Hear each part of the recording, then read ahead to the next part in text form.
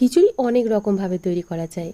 এই ধরুন, ডাল দিয়ে খিচুড়ি, সবজি দিয়ে খিচুড়ি, সয়াবিন দিয়ে খিচুড়ি, মাংসের খিচুড়ি, অথবা নিরামিষ বা আমিষ।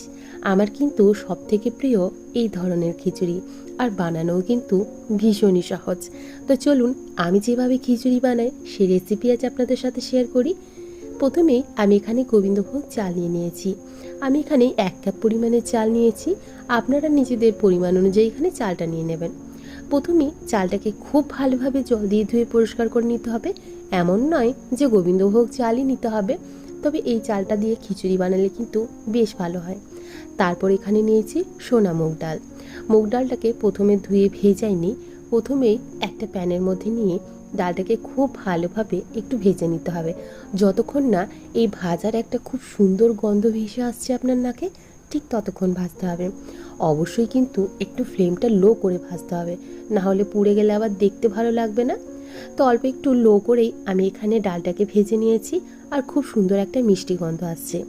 এখন একটা বড় পাত্রের মধ্যে নিয়ে আমি এই ডালটাকেও খুব ভালোভাবে জল দিয়ে ধুয়ে পরিষ্কার করে নেব।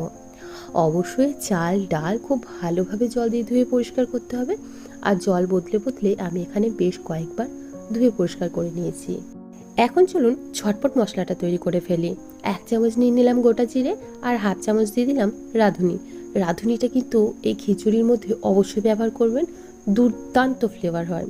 দিয়ে দিলাম এখানে 1 ইঞ্চি পরিমাণে আদার টুকরো এবং পরিমাণ মতো কাঁচা লঙ্কা। অবশ্যই ঝালটা নিজেদের পরিমাণ অনুযায়ী ব্যবহার করবেন। পেস্ট করে নিয়েছি। এখন আমি এখানে একটা কড়াইয়ের মধ্যে বেশ অনেকটা পরিমাণে জল নিয়ে নিলাম। আমি পরিমাণটা এখন ঠিক বলছি না, তবে আরও জল লাগলে আমরা আরও জল ব্যবহার করব। দিয়ে দিচ্ছি এখানে অল্প একটু হলুদ। জলটা একটু ফুটে এলেই বা গরম হয়ে এলেই দিয়ে দিচ্ছি ডাল। আগে ডালটা ব্যবহার করব। চালটা সেদ্ধ হতে তো খুব একটা বেশি সময় লাগে না, তাই ডালটাই প্রথমে অল্প একটু সেদ্ধ করে নেব। এখন ঢাকা দিয়ে ডালটা সেদ্ধ হতে থাক। আপনাদের যদি কোনো রান্না স্পেশাল হয়ে থাকে অবশ্যই একটা কমেন্ট বক্সে জানান, তাহলে আপনার রেসিপি আমিও শেয়ার করে দেখব। তো দেখুন, ডালটা অনেকটা পরিমাণে এখানে সেদ্ধ হয়ে এসেছে। এখন এর মধ্যে দিয়ে দিচ্ছি যে চালটা আমরা ভিজিয়ে রেখেছিলাম, সেই চালটা অল্প একটু ভিজিয়ে রাখলে কি বলুন তো, খুব তাড়াতাড়ি রান্নাটা হয়ে যায়। তো দিয়ে দিলাম গোবিন্দভোগ চাল। এখন এই চালটাকেও খুব ভালোভাবে ডালের সাথে মিশিয়ে নিলাম, তারপর ঢাকা দিয়ে সেদ্ধ হতে দেব।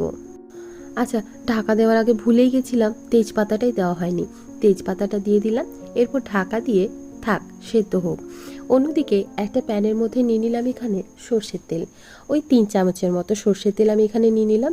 ফোড়নে দিয়ে দিচ্ছি সামান্য পরিমাণে গোটা জিরে, আর দিচ্ছি অল্প একটু মৌরি, দিচ্ছি এখানে 3টে শুকনো লঙ্কা। বোটাগুলো ছাড়াইনি, কারণ বাচ্চা তো বাড়িতে রয়েছে, আর এই বোটাগুলো ছাড়িয়ে দিলে ঝালটা মিশে যাবে এবং খুব বেশি ঝাল হয়ে যাবে। তাই বোটাগুলো না ছাড়িয়ে এভাবে তেলে ভেজে নিলাম।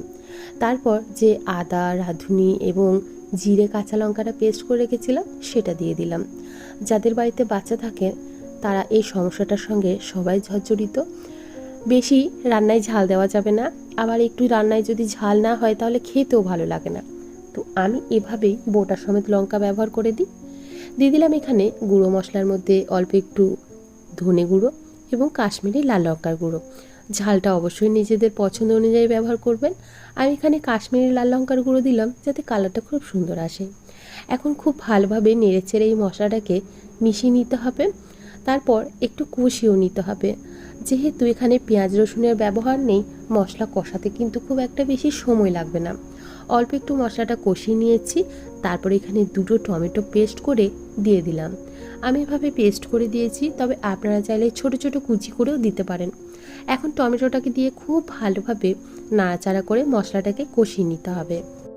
তো মশলাটা খুব ভালোভাবে কষানো হয়ে গেছে, তেলটা দেখছেন ওপরে ভেসে উঠেছে। অন্যদিকে চাল ডালটাও কিন্তু 50% সেদ্ধ হয়ে গেছে। এখন এর মধ্যে দিয়ে দিচ্ছি যে মশলাটা আমরা একটু আগে কষালাম, সেই মশলাটা। এভাবে তৈরি করলে খুব তাড়াতাড়ি হয়ে যায়, সময়টা বেশ কম লাগে, আর রান্নাঘরে থাকতেও বেশি সময়ের প্রয়োজন হয় না। তো দেখুন, খুব ভালোভাবে মিশিয়ে নিলাম। আর এই খিচুড়িটা কিন্তু সত্যিই বলছি অপূর্ব স্বাদের হয়। সবজি দিয়ে খিচুড়ি তো অপূর্ব স্বাদের হয়ই, কিন্তু এভাবে শুধু খিচুড়িও অসাধারণ হয়। এখন ঢাকনা দিয়ে একটু ঢেকে দিলাম। আর দেখুন, এখন এখানে জলের প্রয়োজন হয়েছিল, আমি একটু জলও এখানে ব্যবহার করেছি। আর খিচুড়িটা দেখুন কতটা সুন্দর হয়েছে। আর বেশ ভালোভাবে সেদ্ধ হয়ে গেছে। এখন দিয়ে দিচ্ছি এখানে পরিমাণ মতো লবণ। আমি লবণটা আগে ব্যবহার করিনি, এখন ব্যবহার করছি। তো দেখুন খুব ভালোভাবে আবারও মিশিয়ে নিচ্ছি। আপনারা নিজেদের পরিমাণ অনুযায়ী এখানে লবণটা ব্যবহার করে নেবেন। চাল ডাল ভিজিয়ে রাখলে ঝটপট আপনাদের এক পাকেই খিচুড়ি তৈরি হয়ে যাবে। অন্যদিকে একটা প্যানের মধ্যে এখানে নিয়ে নিলাম 2 চামচ পরিমাণে ঘি।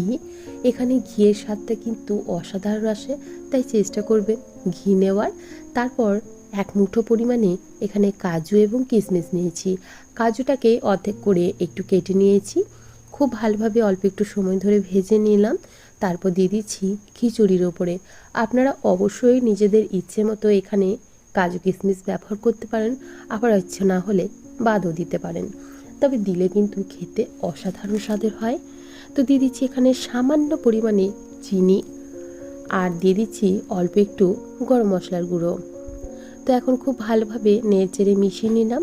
দেখুন আমাদের খিচুড়ি একদম তৈরি। এখন ফ্লেমটা অফ করে দিয়েছি। ওপর থেকে দিয়ে দিলাম একটু নারকেল কোড়া এবং ধনেপাতা। এটা অপশনাল, আপনারা চাইলে দিতে পারেন, না চাইলে পুরোপুরি স্কিপ করতে পারেন। তৈরি হয়ে গেল আমাদের এক পাকে দুর্দান্ত স্বাদের খিচুড়ি। ভালো লেগে থাকলে অবশ্যই বাড়িতে একবার ট্রাই করে দেখুন। আশা করি আপনাদেরও ভীষণ ভালো লাগবে। এখন পরিবেশন করে নিই।